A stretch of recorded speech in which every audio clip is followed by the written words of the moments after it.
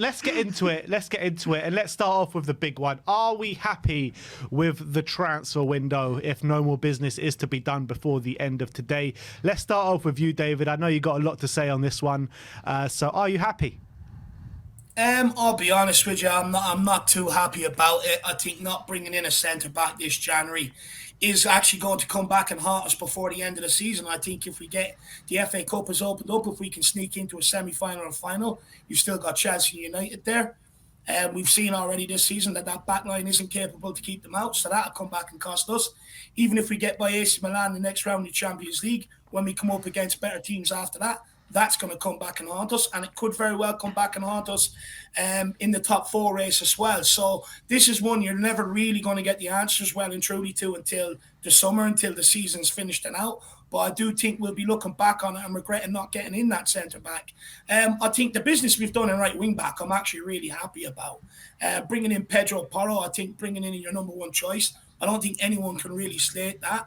I think what Pedro Porro will bring is that we will now have a different dimension to our game. We can get attacks going down the right-hand side as well as the left, because well and truly all we've seen this year is a lot of things coming down the left-hand side, but barely anything coming down the right unless it's from a bit of Kulu magic. So bringing in Pedro Porro, I think, has its pluses.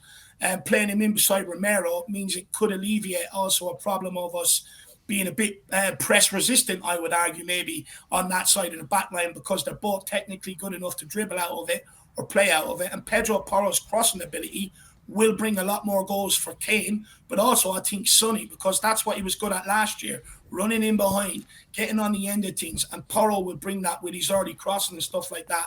I'm happy for Jed Spence and Gill to go out and get their game time. And I think, look, when you look at Matt Doherty going out to Atletico, he's out there joining Sergio Reguilon. I think that's a good thing. I've always stood by that. I think Emerson is better than Matt Doherty, so I'm happy that we made that decision to let him go. Yeah, and all of a sudden, our right-hand side is looking really strong, to be honest, with Pedro Porro right wing-back, Romero right centre-back, Kulu on the right wing, Bentancur in the right-hand side of the midfield as well. Brains, what are you feeling? Yeah, that sounds good until any one of them is injured. And then it's Porro, and then inside, who is it? Is it Skip? And you don't know, like, Kulu isn't there. Is it Danjuma or is it Richie? Like, it starts to look a bit mismatched again. So, yeah, I mean, in theory, like, this has been the problem for a while. We can put, if you can put on paper a fantastic first team out, except for defenders like Romero, then you're a bit flat there. But now it's kind of like it's getting better. But I still just don't really understand what the strategy is. I just don't get what the strategy is. Getting Danjuma, like getting Porro, it's like, okay, cool. Like, these are more attack. But like, we haven't really had that much of a problem in attack.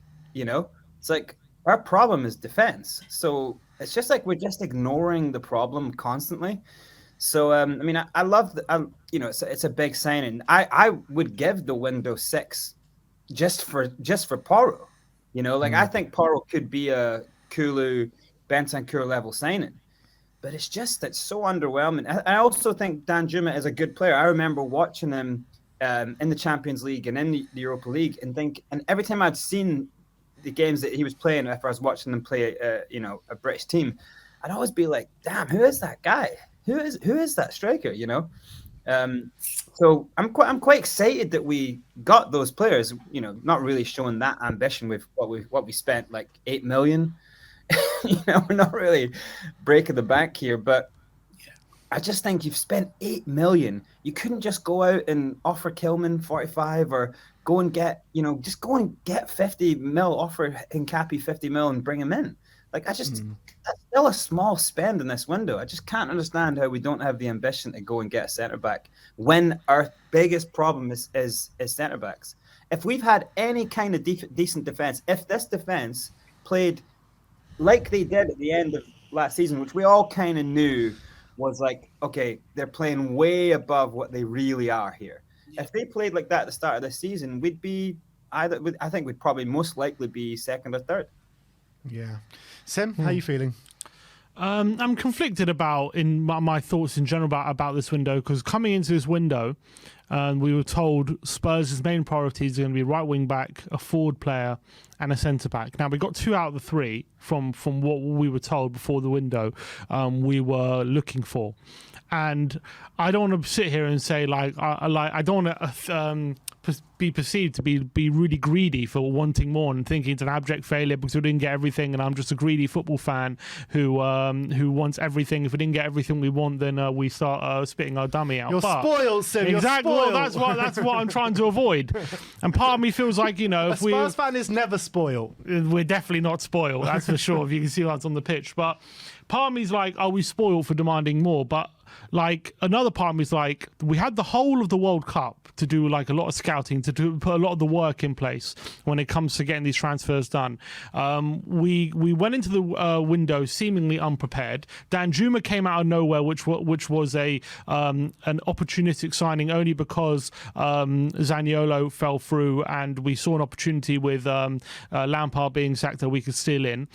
Porro was a deal that should have been done right at the beginning of the window instead of waiting all the way till the end of the window to get it done and actually risk the deal not being done in the end of it. And we never really seriously went for, it seemed to me anyway, we never seriously went for a centre-back this window when that was clearly where our biggest underperforming players are playing at the moment at centre-back. They're clear, like at the moment, it was getting to a stage where our centre-backs are just chucking the ball in the back of the net on a weekly basis. And it's like, what can we do when our game plan is being continually undermined by these horrendous errors at the back? And we never seriously look to, like, there's one thing if we heard about big bids for, Hincapié or Bastoni or something, and them being rejected, and fair enough, we couldn't get a deal done. But we didn't really ever seem interested in even trying to address that issue this window. So that disappoints me quite a bit. Having said that, I'm hoping and I do believe that the Porro deal might be finally addressing that right wing back or right back position for the first time since Kyle Walker, really. Hopefully he could be the best player we've had there since Walker left back in 2017, and that is 6 years, you got to remember, of really poor recruitment in that area. And hopefully, I'm hoping we've got it right. When it came to Doherty, I wasn't sure about him when we did sign him, that he could actually do the role that we needed him to do at a high level. Wolves fans didn't seem that bothered about him coming.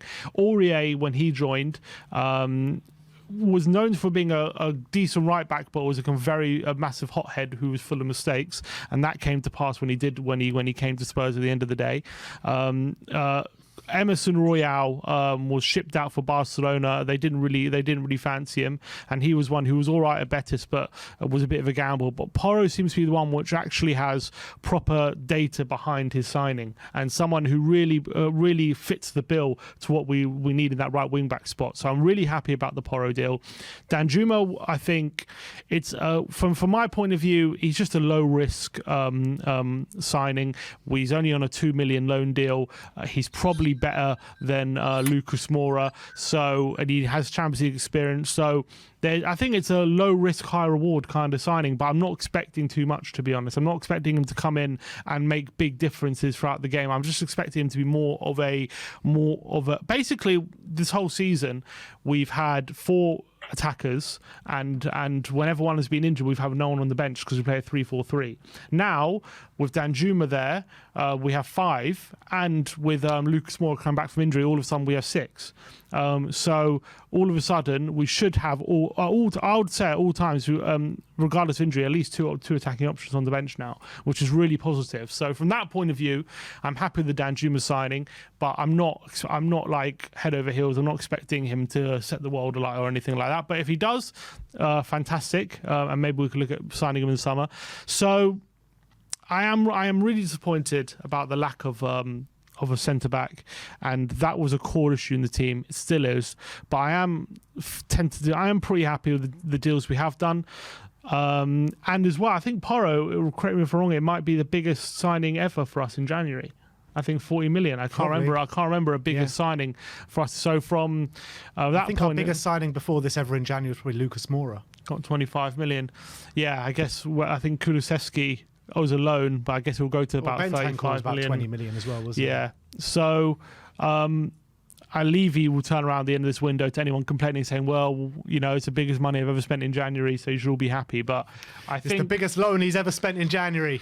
Exactly. I think I'm not delighted. I think we could have done more. But then again, you should never leave all your business to January, because January is never really a window where you do big planning. Although if there was a January to do, it would have been this one, because we had the World Cup beforehand, so there was a lot of time there, which is all the more infuriating that we didn't seem to be prepared for this January when it came. But for me, I am angry and upset we didn't go for a centre-back in this window, but it kind of makes me even doubly upset that we didn't do it in the summer, if you know what I mean, because the whole thing about the summer was we had 6 weeks after signing Spence to really push the boat out and sign a centre-back.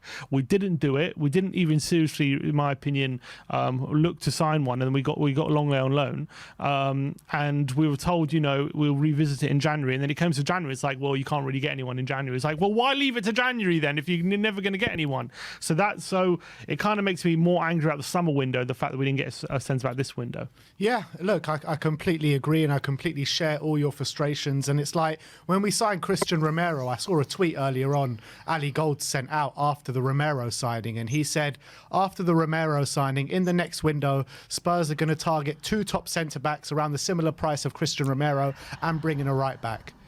We're now through. This is the 3rd transfer window since then, where we've ended up with Longley on loan, who, let's be honest, hasn't been great, and we finally got that right back in that we've all wanted 3 windows later. So, look, it's clearly not good enough from the Tottenham board, as we always keep harping on about. But is it even more frustrating, Brains, that the likes of Bournemouth, the likes of all these other teams in the Premier League, Yes. Arsenal, Leeds, Wolves, Bournemouth, Villa, Southampton, that have all spent more than us in this window? They all take their clubs more serious. Yeah, it's very, very depressing that these clubs go out, they source out, they recruit, they send their scouts out, and then they just get shit done. And that's the hardest thing to deal with. When we go and we sit in the stands and we see some of us leave early, there's fights in the stands. It's depressing to me, man. It's like people are paying ridiculous amounts of money, and we can all see it. We all see that the problems are at centre back. We all see that the 3 in front of Hugo, for whatever reason, that those 3-4 players are entirely drenched of confidence. And I remember a few games back, I was quite close to the goal, and so you can kind of hear weird bits of dialogue between them. Some of the stuff they're saying to each other is like stuff that you would hear at under 13s, under 12 football. Do you know what I mean? They're saying stuff to each other, organizational stuff that's like so obvious. It's like, it reeks to me that they don't know what they're doing. No one's given them direction. Hugo isn't directing them. And so it was I'm talking about specifically a game where Romero is his first home game back, and he refused to pass the ball to Docky. I don't know if you remember the game. He would not pass the ball to Docky. And that's coming from an Irishman. But that limits you so much. It screamed loud to me that here is a player who's just gone and won the World Cup, the greatest honor in football. He must have come back so full of confidence. And then look how quick it gets drenched out of him. The sponge gets squeezed and rinsed dry, So for me, it's like, I can't believe it. But I also can't believe that Conte has allowed himself to be looking after a team who have had these dreadful defenders in their ranks for season after season. So this is like, how many windows now? This is like his 2nd full window where he Conte's, yeah. And he's not said, look, I want them out. I don't want to be dealing with Sanchez and Tanganga as my alternatives. I don't want to be picking out of Ben Davies and Longley from one of my most pivotal positions at the back. So for him, so that it kind of makes me worried. Does he care then? Is he just going, well, look, I'm not going to rock the boat here. It's all really worrying. That's how the window in the last window make me feel. Like that's why I'm more frustrated, because it's like surely someone like Conte goes, sort this out or I'm gone. You know, like give me a world-class centre back or I'm gone. You know, and that's why I wish he would just do. I wish he would just stand up and be like, we're not moving forward until you bring in two world. That's why I would have loved them to do this window. We had someone that done that in the past called Jose Mourinho. Spurs fans didn't like it. And now we're sitting here, you know, 3 managers later, asking them to do what we criticised Jose Mourinho for doing. And at the end of the day, we've also got to understand as fans, Conte knows he's not getting in a centre back. All he's got to do is look at the history investment in that position since Toby and Jan. Romero, okay, you'd argue that's the only one they got right. Joe Rodon being and gone, and Langley on loan. So they haven't done any investment across that backline. But he can't come into the press and go, oh, look, Eric Dyer is after costing us yet again. Another mistake. Ben Davies isn't good enough for the ball. Sanchez has 2 left feet and 3 arms. He can't go into the press and say that. At the end of the day, he knows he's not getting a centre back. And if he goes into the press and says that, the very next game, he knows he has to pick between at least 1 or 2 of them. So he can't go out and do that because he's relying on them to perform for him. I guarantee you behind the scenes, he's asking for centre backs, but he does it in little bits and pieces. After North London Derby, you know, they asked him, why aren't Tottenham pressing high? Well, he alluded to the attributes of the centre back. If that, like, all that needs to be done is put in capital letters, and every Spurs fan be able to know exactly what he's talking about. Unfortunately, football has gone very, very cryptic, and you're never going to get a manager that comes out and tells you exactly what his thoughts are in the press. But when we did have one, everyone moaned and cried about it. So, but go on. Yeah, so I'm going to say, Dave, what would you say to like fans who would say, look, yeah, we didn't get a centre back, but we did spend a lot of money on a right wing back. We have got another forward. We were told before the window, you know, we were only going to probably look for 3 signings: a centre back, a right wing back, and a forward. And we have got 2 out of those 3. And to be upset that we haven't got 3 out of the 3 would just be being a bit greedy. I mean, it's a non-starter for me, to be honest with you, Sim. Look, at the end of the day, you never really come out of any window feeling you've got everything covered and you could just go in and give the season full pelt. So we're never, ever spoiled here as Spurs fans, ever. But at the end of the day, I would say to people, centre-back is going to cost you. Look, we needed a right wing-back. We need another player in the forward areas. Granted, fair play to the club for getting that done. But are them 2 signings going to be able to have an impact as Kulu and Bentancur did last season? I'm not so sure about that. The reason why centre-back is so important, and guys, I've been banging on about this from the very first time I came onto this channel, and it still hasn't been addressed, is because this season, in 21 games, we've conceded 31 goals and we've scored 40.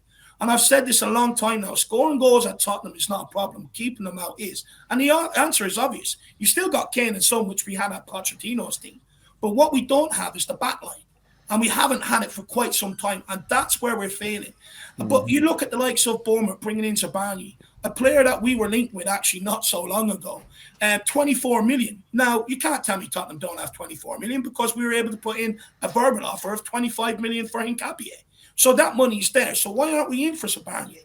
We know Hugo Lloris is on the decline, and I know there's other things that come around with replacing your captain midway during the season. It can cost you your job, as proven with Steven Gerrard at Aston Villa. But for instance, Kyler Navas going out on loan. Why can't we be looking at maybe getting him in to alleviate another problem? Like you look at Arsenal today. Now, I didn't believe they were going to win the league, but you're coming out of this January transfer window. They brought in a centre-back, they brought in Trossard, and they're bringing in Jorginho. They've done everything they can to give themselves the very best chance and plug the gaps and give themselves some strength and depth. We haven't. We're always, even this summer, we were coming out of the window still waiting on, a centre-back. Some other people wanted another right wing-back, this, that, and the other. We never, ever come out of a transfer window fully ready to give ourselves, and not only the fans, but the likes of Harry Kane and Son who deserve it, the manager, a chance to go and achieve what is possible with a great club like Tottenham Hotspur, and that's the problem. But it's a case of like them every window. It's like we're correcting instead of working towards building like this great team. We're correcting mistakes, and then you look at what we've got coming. Like we've still got so many mistakes still to correct. As all these loans come back, So I guarantee you, it's going to get to the summer, and instead of going, all right, finally, you know, we're going to see these record profits that Spurs are like, you know, like so rich as a company. And then we're going to get, it's like, yeah, but now we're going to have to sell 8 players before we can bring anyone in. You know, it's just, we get that same crap all the time. We're just like, we make such bad mistakes in the recruitment. And some of this, it's not all Paratici. It's like everything that was done before. We're still talking about players who have been here for years. But is it safe to say, to both of you, to be honest, is it safe to say, I'm not saying it is, but is it safe to say that since Paratici has come in, since the painful rebuild has started, that we are on the right path right now? You know, younger players, the average age of the squad has gone down. Like I said before, the right-hand side of the team is looking good. Udoji's coming in the summer. Obviously, he's going to make our left-hand side a bit stronger. With a few more signings in the summer in the defensive areas, maybe we'll be looking a lot stronger. So maybe we should be a bit more patient. What would you say to that? Look, I would agree with that. I think you look at it now going into the summer. We were told this January earlier on by, I think it was Alistair Gold, that we weren't going to sign any centre-backs this January. It would be the summer. So when you look at the summer, ideally you're going in there, you're looking right, 2 centre-backs, goalkeeper, and probably an attacking midfielder just to have that creative difference in that midfield options. So you're looking at probably 4 or 5 players, 100% achievable. But them centre-backs better be world-class, by the way. How long have we been waiting for them? 100%. They better be world-class. And I do see that maybe it is starting to come together, like you said, Ben. The problem is it could have been done so much quicker. We are not ruthless enough with some of these players on getting them out the door. Now, it's very easy for people to come in and say Paratici can't sell. But the truth is, there's just no demand for what we've got. And even if there is, they don't want to go, and then we reward them with the captain's armband the very next day. You know, in Davinson Sanchez's case for the FA Cup. So we're not doing everything we can to get them out. But the reason why we can't get them out is because they're stuck on high wages. We're looking to recoup a fee because we paid high fees for them. And with coming out of the pandemic, there's not lots of money around Europe. Clubs are struggling left, right and centre. And the ones that can't afford them, our players don't want to go because I've said this before, their wage would take a hit, which means their lifestyle would take a hit. And they don't want that. They can sit at Tottenham comfortable, 3-4 years left on the contract, big wages that are not going to be offered anywhere else. So they're in no rush to go. What we should be doing is saying, okay, we've made mistakes. We asked you fans to go 3 windows without any transfers under Pochettino, a pivotal time where we could have went and pushed on to win things for the stadium. So, okay, we gave you that opportunity, so repay us. You see things aren't right. If these players are comfortable here and they don't want to go anywhere, you were very quick to make Danny Rose go and play for the under-23s because he spoke out bad about the club.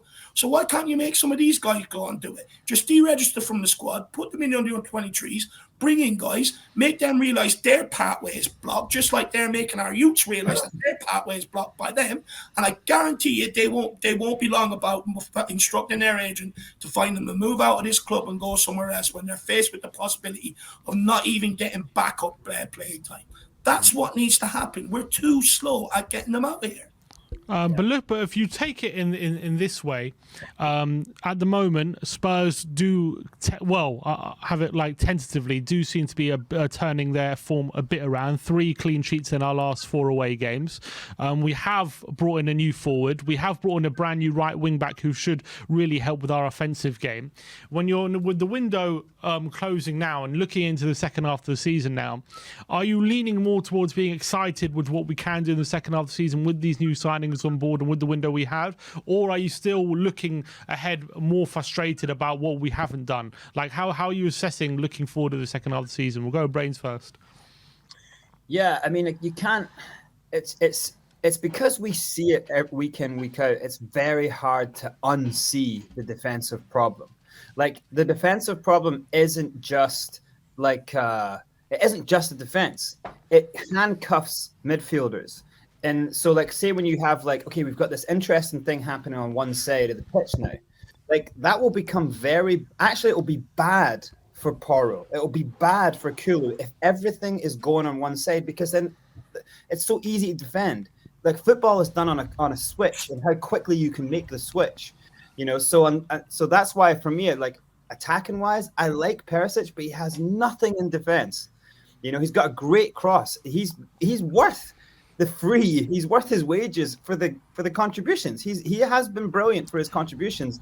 It's just he has nothing going backwards. He doesn't fall in, so we can't really do the 5-4-1 with him on the pitch. So then we have to play players like Cess. So that's what I mean by like every time you see something positive happen, we're just handcuffed so badly to a negative, you know. Like, but the thing is, we like Spurs are still like we have like a grit and a hardcore fight in us, just for small aims like make the top 4. And I say small because for this club that shouldn't be our aim.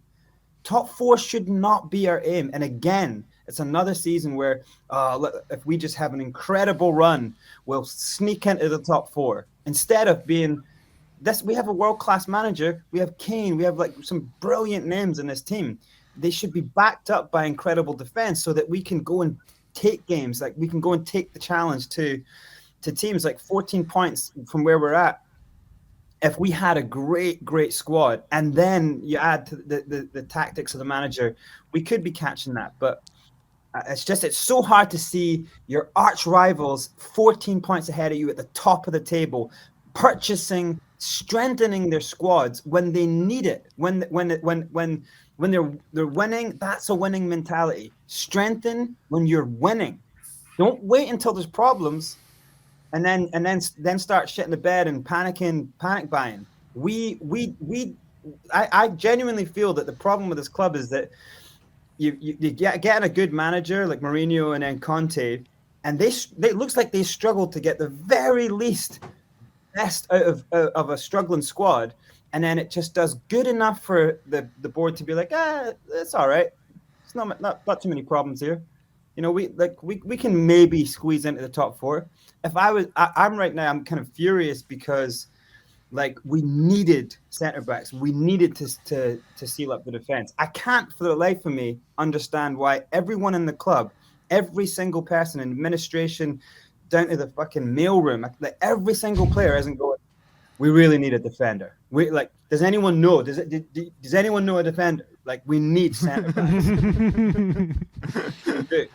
But the flip side of it is I actually think Danjuma is a better signing than Richie. I've seen more in Danjuma to make me happy about his signing than I ever saw in Richarlison. So I'm looking at like Richie is someone who can push Son.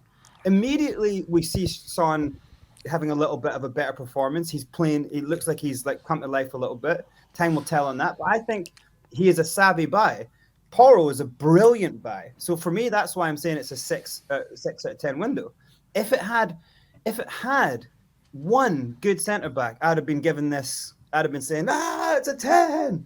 You know, I'd have been crazy. I'd have been calling it all sorts of stuff. But it's hard to see the positives when you know you got some Coke cans at the back. You know you got a couple of traffic cones in your centre defence.